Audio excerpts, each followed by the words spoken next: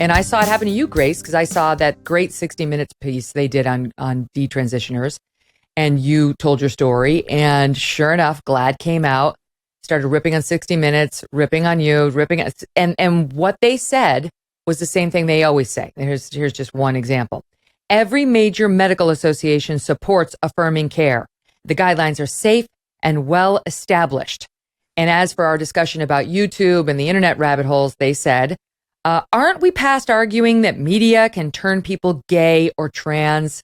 Which is such a sleight of hand to lump those two things in together, right? It's like the media cannot turn you gay, but social media influencers and influence can indeed confuse young people on the question of gender.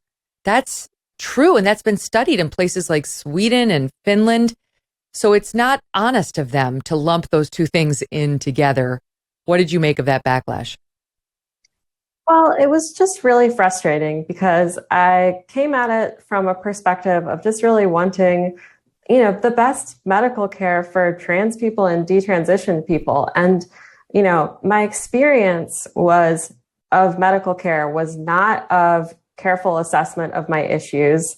They just didn't assess me at all, really. And, at the time I accepted that, and I have to take responsibility for my role in that. But, that experience showed me that there's not, rigorous guidelines being followed, and that someone in my situation who's vulnerable and having a mental health episode can indeed be really badly hurt. And the backlash to the 60 Minutes episode was really intense. And you can see on the 60 Minutes website, they did a piece about how there was backlash before the episode even aired. And I think the host said there was more backlash than she'd ever had for any other segment. So I really felt like GLAAD was just trying to shove the detransitioners under the rug and say that, we're too small a percentage to matter. I don't think we have really good numbers on this kind of thing. Like a lot of the studies that we have high dropout rates, and it's a situation that's evolving really quickly. So it really hurt and was maddening to have these organizations that are supposed to be advocating for people's health and well-being, especially of gays and lesbians, and just have be totally villainized by them. Yeah. Basically just for talking about my story.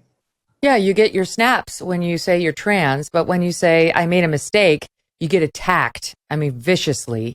And Walt, I know you've spoken up about this. Before I get you to weigh in on that, we haven't gotten to you detransitioning and sort of realizing after you had surgery and lost your family and your job and you're homeless. It's like a lot happened to you, but that's not why you abandoned your life as a woman. That it wasn't the losses that you suffered. It was sort of a kind of epiphany. So talk to us about how you came to that realization that you wanted to be Walt again. Yeah. Once I realized that I'd taken my surgeon to court and Dr. Walker to court to have in San Mateo Superior Court of California, because I wanted to restore my birth certificate, which had been changed to Laura Jensen female. I wanted it back to Walt Heyer male.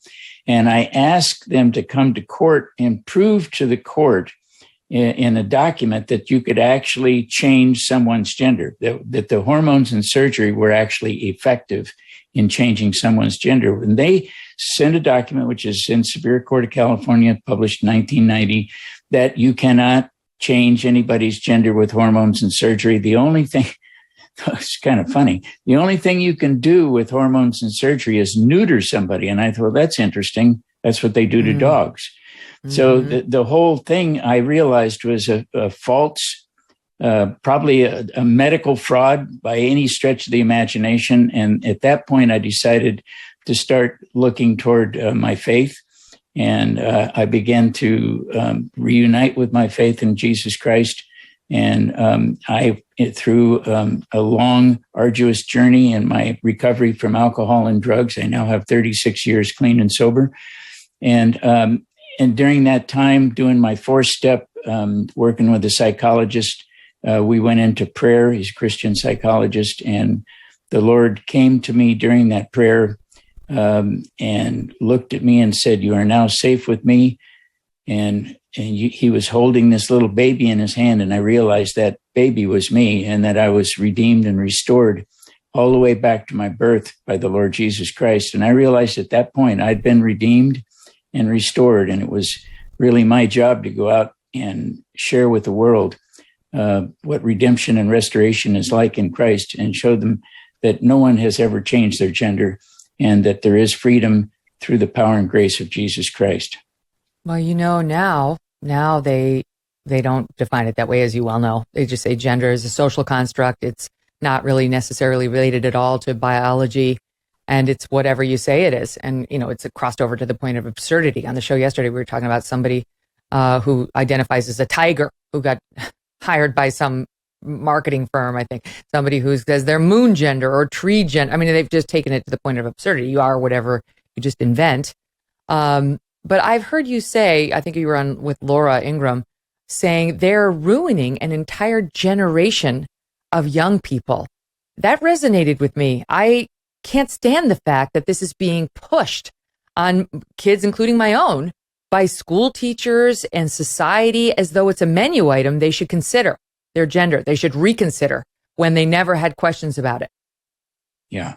Well, this is the horrifying part of this. And back in 6 years ago, I've been speaking about this, and the schools have become an unsafe place for children. Sorry to say, they're indoctrinating children. They're teaching them how to transition. Today, the schools are hiding from the parents the fact that the kids are encouraged to transition at school from one gender to the other.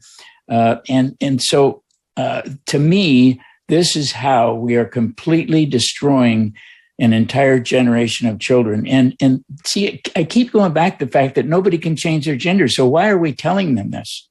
And why are we suggesting that they're going to be better off? And I always look at this way. With over 2 million views to my website, sexchangeregret.com, if what they are saying is true, that this is so beneficial to have hormones and surgery, then why have I got 2 million views to my website, Sex Change Regret? And why do I have over 10,000 emails that have come to my website from people asking for help, whether a psychologist or a doctor or a person or a wife, mother?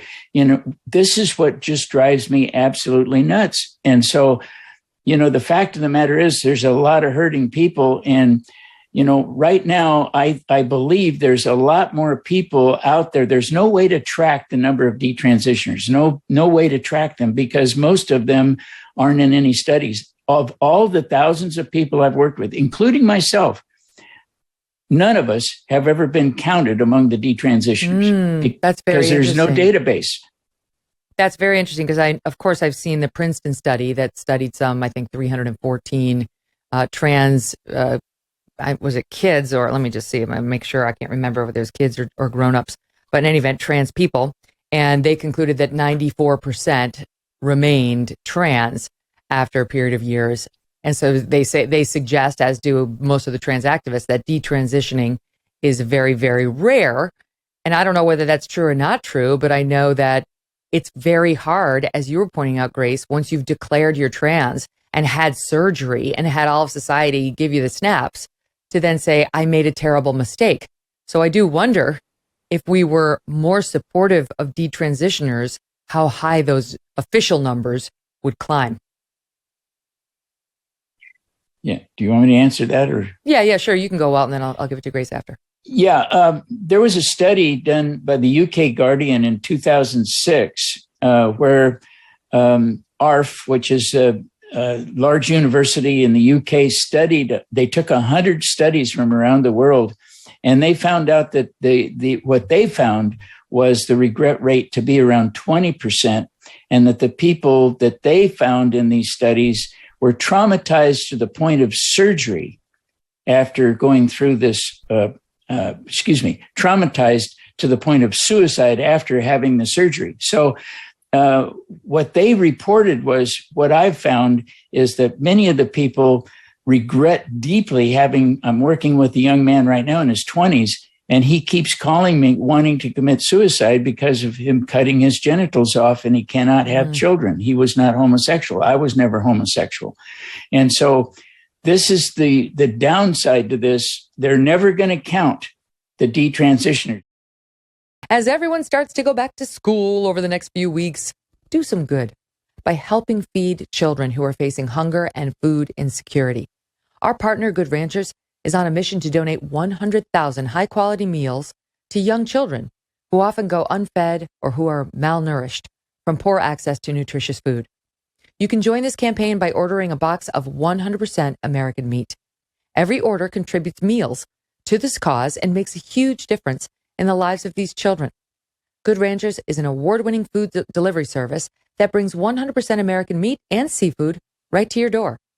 They source the best of American farms so that you can get the highest quality food possible and trust what you're feeding to your family every time. Go to goodranchers.com/Megyn to join the movement today.